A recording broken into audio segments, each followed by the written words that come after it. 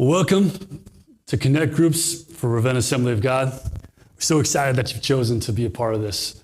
And we're going to be getting into the book of Romans.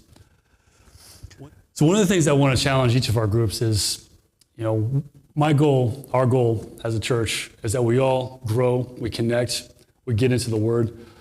And my hope is that you draw closer to God through your time in the Word. My hope is that we all learn more, we all increase our knowledge, the knowledge of God. In addition to that, my hope is that we grow together. We really genuinely connect. And in addition to just reading the Word and increasing our mind knowledge, we're going to challenge each group to pray for each other, to share requests, to even be vulnerable a little bit. And for some of us, that might be a risk. But we trust that this process, you're going to meet some people, you're going to get to make some connections that will be life connections, that will be life-giving connections for you. And so today, we're just going to get through some background of Romans. And I'm going to cover some things that at first might seem like, well, what does that have to do with anything? It might seem academic, but as we get through Romans, my hope is that you'll have it in the back of your mind, and as you're reading through it, it'll just, in different points in time, the light bulb will just come on and you'll realize that's how that connects. So let's get started. So background of Romans, everybody knows who wrote the book of Romans. It was Paul the apostle, the first word of the book of Romans, Paul, a servant of Christ, called to be apostle. So we know who wrote it. Actually, it was one of his scribes. So Paul actually was sitting there saying what he wanted to say. But Romans was written to, anybody want to guess which city it was written to? Got it on the first guess. Good job, guys. Yeah, so Romans was written to Rome. So what do we know about Rome? Well, it was a church that was there. But back then, when you say church, a lot of us think of like 100 or more people gathered, had the lights on, have the sound system and singing. Anybody know what the church was like back then? What kind of setting that they were meeting in? It was in their home. Yeah, house churches. Yeah. So much like what we're doing here with our Connect groups is it wasn't just one big church where everybody gathered. There was a bunch of different houses that were connected with each other, but they met at their houses. They did their worship, their prayer, their time together in the houses. And this is important because one of the things that was happening at the time, this was the middle of the first century. And being a Christian wasn't exactly legal at the time. Now, this is before they were completely getting butchered by Nero. So that didn't happen until a little bit later. But even then, the hostility, the tide of the society has started to turn towards the Christians. And so what ends up happening is you have these people, they're trying to participate in the marketplace. And some marketplaces have these laws where you couldn't actually sell something unless you put the word Caesar is Lord. And so some of these people, they're wanting to participate in the economy, but now they got to make a choice. Do we come forward with our faith and risk not being able to make any money? Or do we deny our faith and just write it just so we can make money? And so this is okay, why is that relevant? Here's why it's relevant. In Romans 10, the verse that says, if you confess with your mouth that, he's not just saying, okay, I believe Jesus is Lord. He's saying, are you willing to speak out in a way that causes you to possibly lose something? And so that's why we're talking about the background of Romans. That's where it comes into play. Understanding what these people were going through.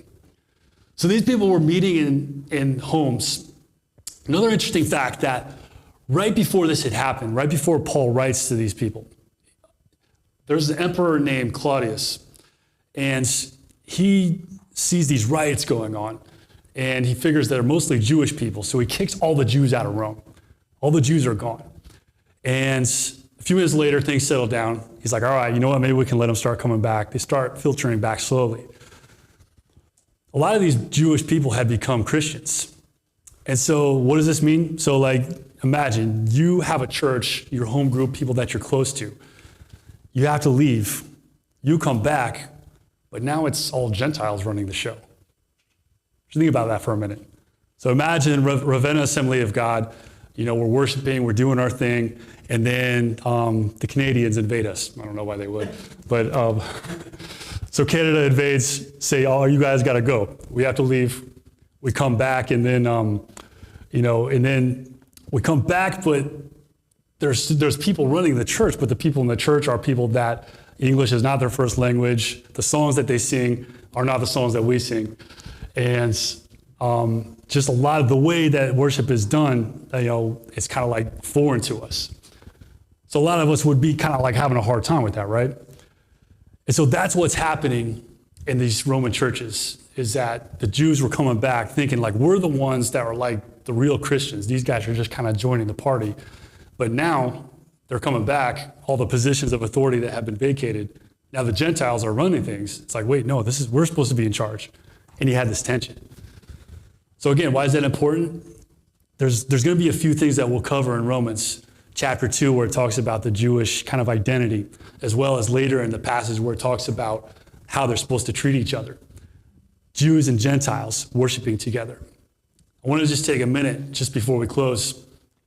I want to just point something out, that Jews and Gentiles worshiping together in the first century, that was a miracle.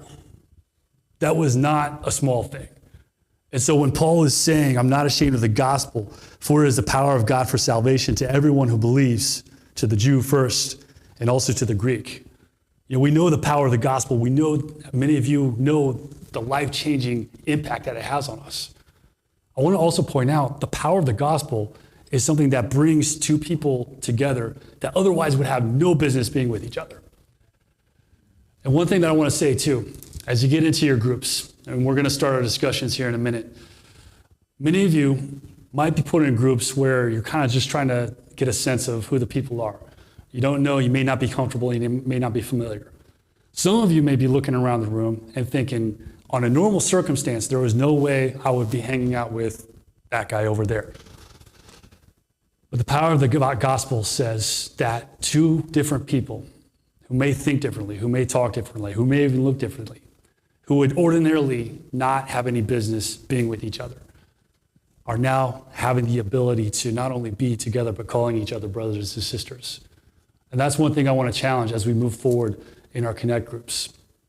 Stay with each other, build those connections. Even if you don't necessarily think or talk or even naturally jive with the people that you're with, stay connected.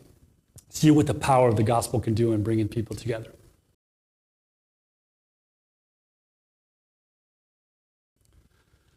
So for this week, I just have a few questions just as discussion starters, and I'm sure your discussion might even go a bunch of other different ways, and that's okay. First question is, if Jews and Gentiles got together and they were able to somehow worship in harmony, what does that mean for the church today? Second question, when it comes to starting Connect groups, what are some possible challenges that you think we might face along the way? And take time to get to know each other. Take time to understand where you're coming from, what your background is, and to truly connect. And lastly, before you go, take time to pray for each other. God bless you. I hope you have a wonderful discussion.